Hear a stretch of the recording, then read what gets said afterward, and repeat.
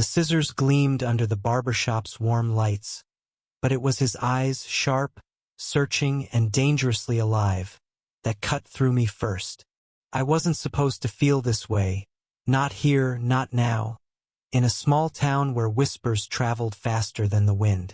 But when Ezra's fingers brushed my neck, adjusting the cape, my heart betrayed me with a thud so loud I swore he heard it. I'm Theo Carver, 25, a graphic designer who'd fled the chaos of Chicago for the quiet of Willow Creek, Oregon. This town was supposed to be my reset button, a place to heal from a breakup that had left me hollow. I'd rented a tiny apartment above the local diner, expecting nothing but solitude and maybe a decent burger. Instead, I found myself in Ezra's barbershop, a place called Clipped Wings, on a Tuesday afternoon that felt like the edge of something unstoppable. Ezra Malone, 28, was the kind of man who could make a room feel smaller just by standing in it. He had a presence, tall, lean, with a jawline that could have been carved from the cliffs outside town. His hands moved with a barber's precision, but there was something else in them, something restless. He was black, with a fade so sharp it looked like a work of art, and his eyes held stories I wasn't sure I was ready to hear. The town knew him as the guy who'd inherited the shop from his late father, but to me, he was a mystery wrapped in a leather apron.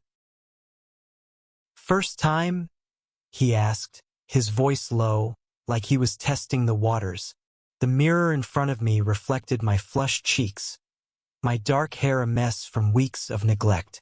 I nodded, suddenly aware of how close he stood behind me, the heat of him seeping through the cape. "Yeah," I managed, my throat dry. "Just need a trim." He smirked, like he knew I was lying about how little this moment meant. "Let's make you look human again, Theo." The shop was quiet, save for the soft hum of a radio playing some old soul tune. The walls were lined with photos. Ezra's dad, I assumed, shaking hands with locals, and a few of Ezra himself, younger, laughing with friends at what looked like a pride festival. My stomach twisted. Willow Creek wasn't exactly a rainbow flag waving kind of place. I'd heard the murmurs at the diner, old men grumbling about city folks and their ways. I wondered what they thought of Ezra or if he cared. His fingers worked through my hair, gentle but sure, and every touch sent a jolt through me. I tried to focus on the mirror, on the way his scissors snipped with surgical precision, but my eyes kept drifting to his reflection. He caught me staring once, twice, and the third time he didn't look away. "You're not from around here," he said, not a question. "Chicago," I admitted. "Needed a change." "Running from something?" His tone was light, but his eyes weren't. I swallowed. "Someone." He didn't press, but the air between us thickened. The haircut was supposed to take 20 minutes, but we were stretching it, lingering in the quiet spaces between words. He asked about my work, freelance designs for small businesses, and I asked about his. "This shop's my legacy," he said, a hint of pride mixed with something heavier. "Dad built it. I keep it alive." I wanted to ask more, to peel back the layers of that weight in his voice, but then his hand grazed my collar, adjusting the cape again, and my breath hitched. He paused, his fingers lingering a moment too long, and I felt the world tilt. "You okay?" he asked, but his voice was softer now, like he knew exactly what he was doing. "Yeah," I lied, my pulse racing. "Just warm in here." He chuckled, low and warm, and stepped closer, his thigh brushing the chair. "Let's open you up a bit, then." His fingers moved to the top button of my flannel, undoing it with a slowness that felt deliberate, like he was testing me. My heart pounded as the fabric parted, cool air hitting my skin. I should have stopped him. I didn't. The bell above the door jingled, shattering the moment. A woman walked in, mid-40s, blonde, with a smile that didn't reach her eyes. "Ezra, you got time for a quick trim?" she asked, her gaze flicking to me, then back to him, sharp and assessing. Ezra stepped back, his hands dropping to his sides. "Sure thing, Mrs. Hargrove," he said, his voice professional but strained. "Theo, we'll finish up in a bit." I nodded, my face burning, and adjusted the cape to cover the unbuttoned shirt. Mrs. Hargrove sat in the next chair, chatting about her son's football game, but her eyes kept darting to me. I felt exposed, like she'd seen something she wasn't supposed to. Maybe she had. As Ezra worked on her hair, I watched him in the mirror, trying to piece together who he was in this town. Did he hide parts of himself to keep the peace? Or was he braver than I'd ever been, wearing his truth in a place that didn't always want to see it? My ex, Julian, had been loud about his identity, unapologetic in a way that thrilled and terrified me. But it had cost us. His activism clashed with my need for safety, and we'd torn each other apart. I'd come to Willow Creek to escape that chaos, but sitting here watching Ezra, I wondered if I'd just traded one kind of danger for another. When Mrs. Hargrove left, Ezra locked the door behind her and flipped the closed sign. The shop felt smaller now, the air charged. He walked back to me, his eyes locking onto mine in the mirror. "Where were we?" he asked, his voice a low rumble. I didn't answer, couldn't. His fingers found the next button on my shirt, and this time I didn't stop him. The button slipped free, and the world narrowed to the space between us. Ezra's fingers hovered, his breath warm against my neck, and I felt like I was standing on the edge of a cliff, daring myself to jump. "You sure about this?" he whispered, his voice a mix of challenge and care, like he was giving me an out I didn't want to take. I nodded, barely, my throat too tight for words. His hand moved to the next button, then the next, each one undone with a slowness that felt like a promise. The cape fell away, pooling on the floor, and my shirt hung open, exposing the racing pulse at my collarbone. I was 25, but in that moment, I felt like a teenager again, all nerves and want, caught in something bigger than myself. Ezra stepped back, his eyes tracing me like he was memorizing every detail. "Your trouble, Theo?" he said, but there was a smile in his voice, soft and unguarded.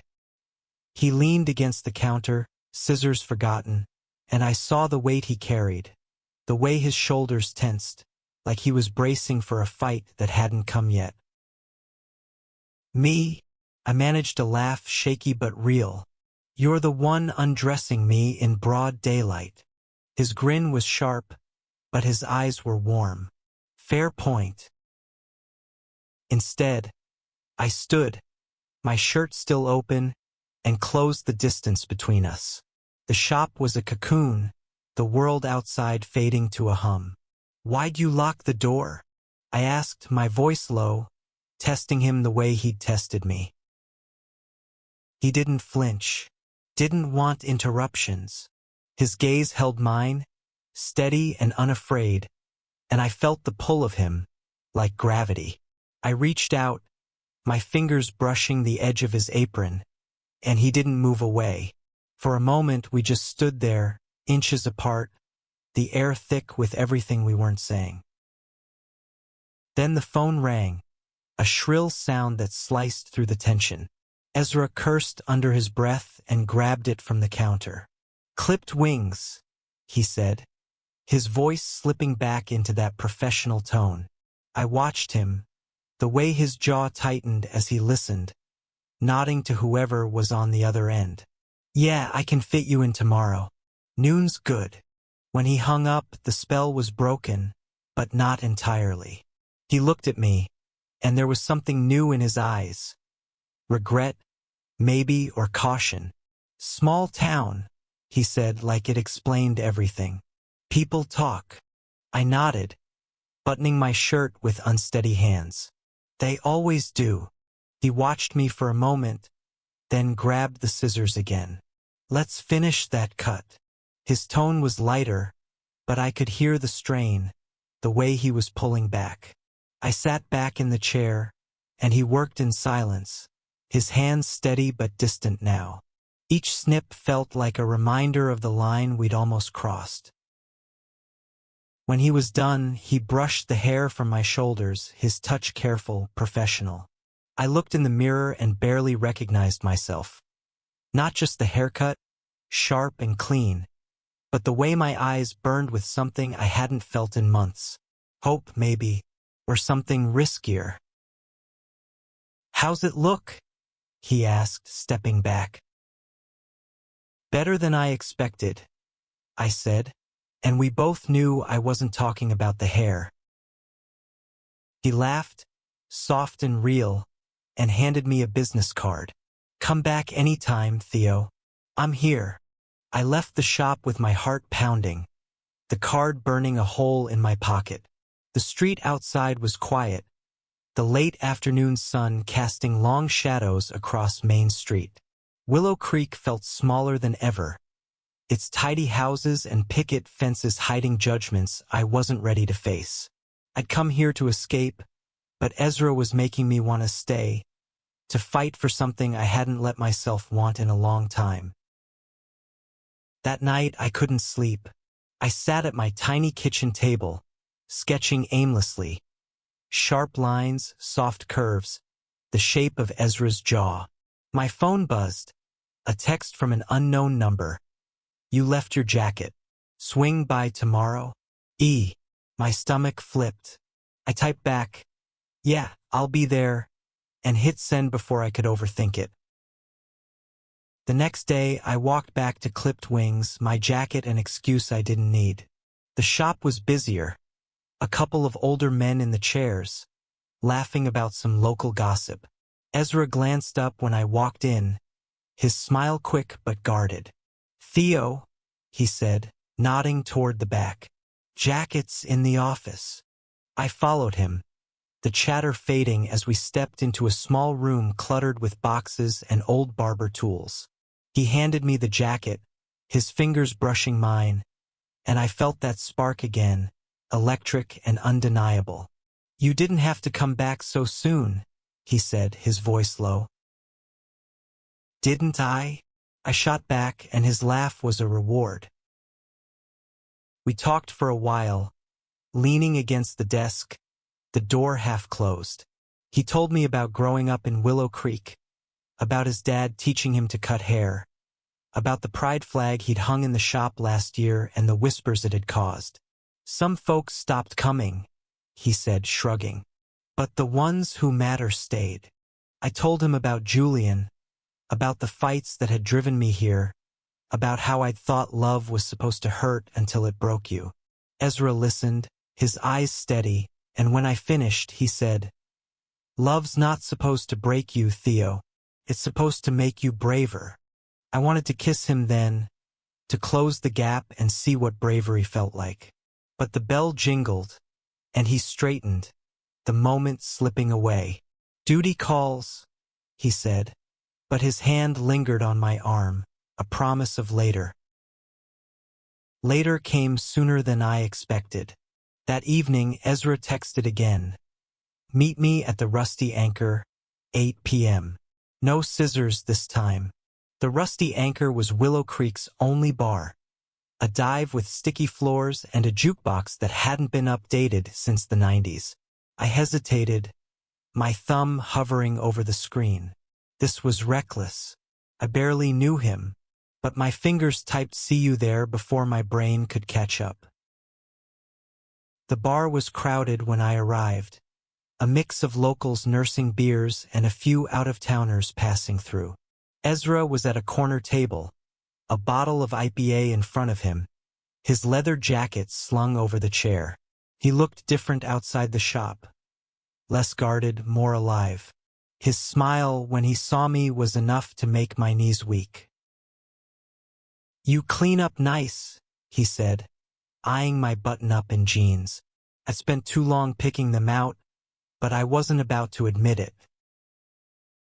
"You're not so bad yourself," I said, sliding into the seat across from him. He pushed a beer toward me, and we clinked bottles, the sound swallowed by the bar's hum. For a while we just talked about music, about Chicago, about the time he tried to leave Willow Creek and ended up back here after a month. "This place pulls you in," he said, his voice soft but bitter. "Doesn't let go." I wanted to ask what he meant, but then he leaned closer, his knee brushing mine under the table, and my thoughts scattered. "What's your deal, Theo?" he asked, his eyes searching. "You're here, but you're not here, like you're waiting for something." I took a sip of beer, stalling. He wasn't wrong. I'd been running on autopilot since Julian, keeping people at arm's length. But Ezra wasn't letting me hide. "Maybe I'm waiting for this," I said, my voice barely above a whisper. His smile was slow, dangerous. "Careful. I might take you up on that." The night blurred after that. More drinks, more laughs. His hand finding mine under the table, his thumb tracing circles on my skin. By the time we stumbled outside, the air cool and sharp, I was dizzy with him. We walked down Main Street, the town asleep around us, and stopped by the river that cut through Willow Creek. The water glinted under the streetlights, and Ezra's hand was warm in mine. "You ever think about leaving?" I asked, my voice quiet. "Every day," he said, staring at the water. "But this is home. Messy, small-minded, but mine." I turned to him, my heart pounding. "And if it wasn't? If you could go anywhere?" The words hit me like a punch, and before I could think, I kissed him. His lips were soft, then urgent, his hands pulling me closer until there was no space left between us. The world fell away. The river, the town, the fear, and for that moment it was just us, raw and real and unafraid. But the world always comes back. A car roared past, its headlights cutting through the dark, and we pulled apart, breathless. I saw the flicker of worry in Ezra's eyes, the same one I'd seen in the shop. "We should be careful," he said, his voice low. "This town, it's not always kind." I nodded, but my chest ached. I'd spent too long being careful, hiding who I was to keep the peace. With Julian, I dimmed myself to avoid his fire. Here, I was hiding from a town that didn't even know me. But Ezra made me want to stop hiding, to be brave in a way I'd never been. We walked back to my apartment, his hand brushing mine but not holding it. At my door, he hesitated, then kissed me again, quick and fierce. "See you tomorrow?" he asked, his voice a mix of hope and caution. "Try and stop me," I said, and his laugh followed me inside. The next week was a blur of stolen moments. Lunch at the diner, late nights at the bar, quiet afternoons in the shop after hours. Each one felt like a rebellion, a middle finger to the whispers I knew were starting. Mrs. Hargrove had been back, her eyes sharper than before, and I'd caught a few sidelong glances at the diner. Willow Creek was waking up to us, and I wasn't sure I was ready for what that meant. Ezra, though, was fearless, or at least he seemed that way. He'd introduced me to his sister, Lena, a 30-year-old nurse with a quick laugh and a protective streak. "You hurt him, I'll find you," she'd said, half joking, but her eyes told me she meant it. I liked her instantly, but her words stuck with me. I didn't want to hurt Ezra, but I wasn't sure I knew how to love someone without breaking something. One night, we drove out to a clearing beyond town, a place Ezra said he'd gone as a kid to escape. We lay on a blanket under the stars, his head on my chest, and he told me about his dad. How he'd been the heart of Willow Creek. How his death had left Ezra unmoored. I stayed because of him, he said. But sometimes I wonder if I'm living his life, not mine. I kissed his forehead, my heart aching for him. You get to choose, Ezra. You don't owe anyone your life. He looked up at me, his eyes bright in the dark. What about you? What do you choose? I didn't have an answer, not yet. But lying there, with his warmth against me, I knew I was choosing him, even if it scared me. The whispers grew louder. By the third week, I couldn't walk into the diner without feeling eyes on me. The owner, a gruff man named Hank, had started giving me curt nods instead of his usual small talk. At the shop, Ezra was still Ezra, warm, sharp, magnetic, but I saw the strain in his smile when customers lingered too long. Their questions pointed. You got a lot of new clients lately, one said, his tone heavy with meaning. We were careful in public, keeping our distance, but it wasn't enough. Willow Creek was a small pond, and we were making waves. One afternoon, I found a note slipped under my apartment door. Watch yourself, city boy. No signature, just sharp, angry handwriting. My stomach churned, but I didn't tell Ezra. He had enough to carry. Instead, I went to the shop, needing his steadiness. He was sweeping up, the radio playing low, and when he saw me, his face lit up. Missed you, he said, simple and honest, and it broke something in me. I crossed the room and kissed him hard, the broom clattering to the floor. He kissed me back, his hands gripping my shirt, and for a moment, the world was ours again. But then the door opened and we froze. It was Lena, her face pale. Ezra, she said, her voice tight, you need to see this. She held up her phone, showing a post on the town's online forum, a blurry photo of us by the river, our hands tangled, our faces too close. The caption read, clipped wings or clipped morals. Keep our town clean. Comments piled up below it, some curious, some cruel. My chest tightened, and Ezra's hand found mine, squeezing hard. Who took this? I asked, my voice shaking. Doesn't matter, Lena said. It's out there now. Ezra's jaw was tight, his eyes distant. I'll handle it, he said, but his voice was hollow. He let go of my hand, and I felt the loss like a physical thing. That night, we didn't go to the bar. We stayed in my apartment, the curtains drawn, the air heavy. Ezra sat on my couch, his head in his hands. I thought I could do this, he said. Be me here, but they make it so damn hard. I knelt in front of him, my hands on his knees. You don't have to do it alone. He looked at me, his eyes raw. You don't get it, Theo. This shop, this town. It's all I have left of him. If they turn on me, I lose that too. I wanted to argue, to tell him he was more than this place, but the words felt empty. Instead, I pulled him close, his head resting against my shoulder, and we sat like that, silent, as the world pressed in.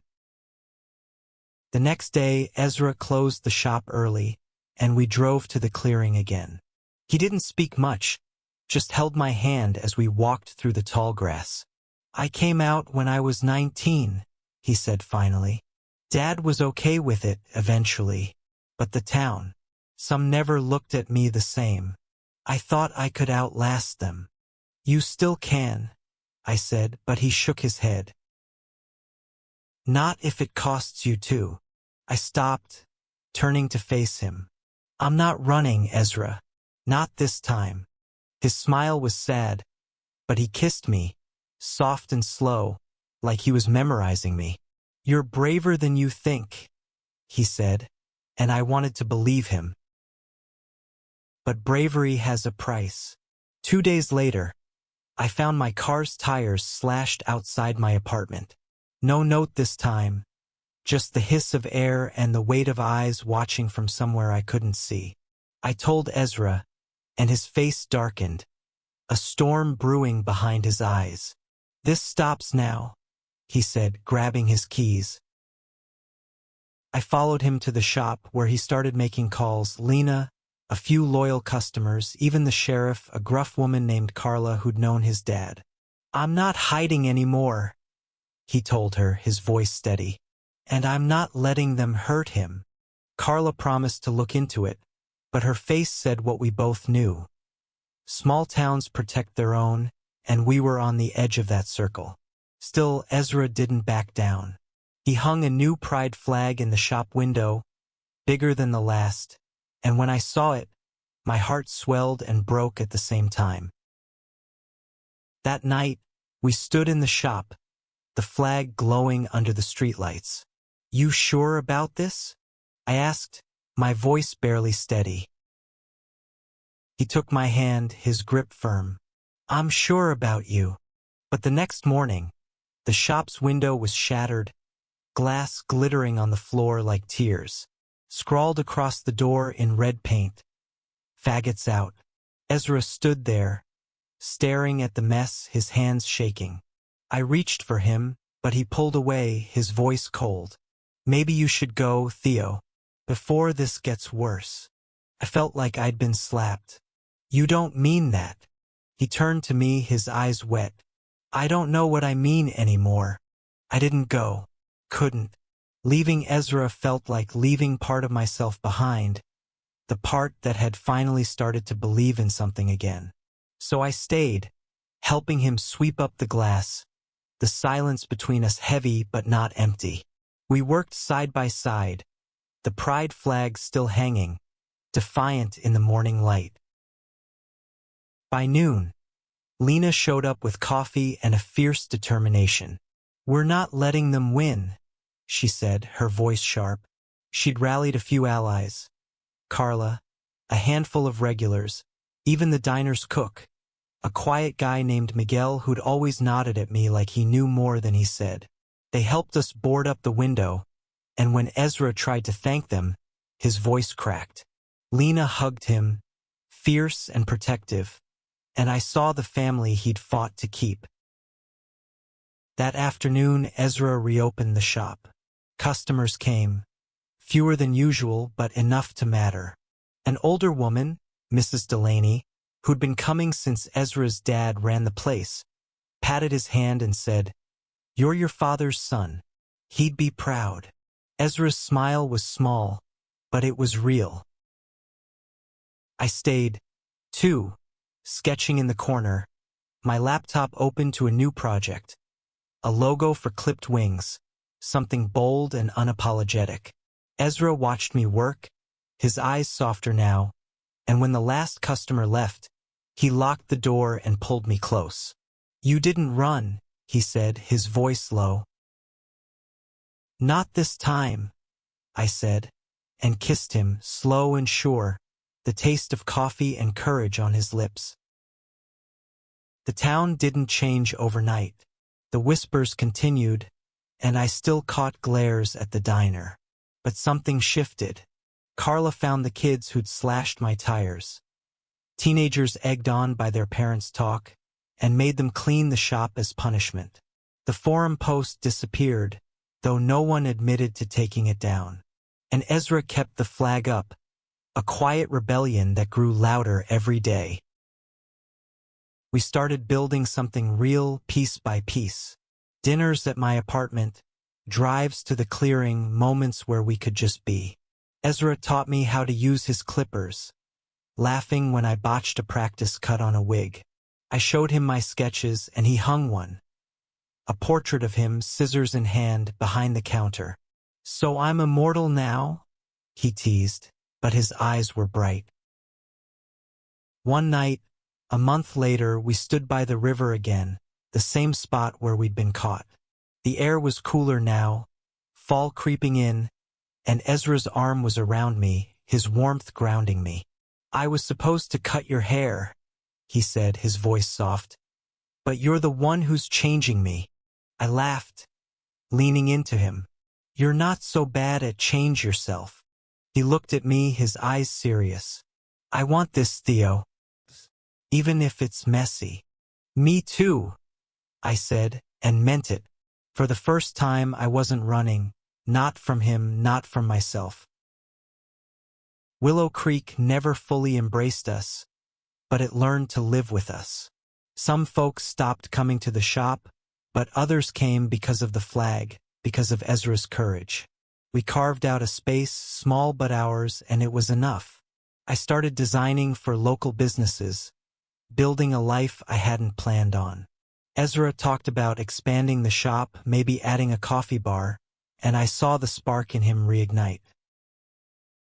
The night we hung the new logo, we stood outside, the shop glowing under the streetlights.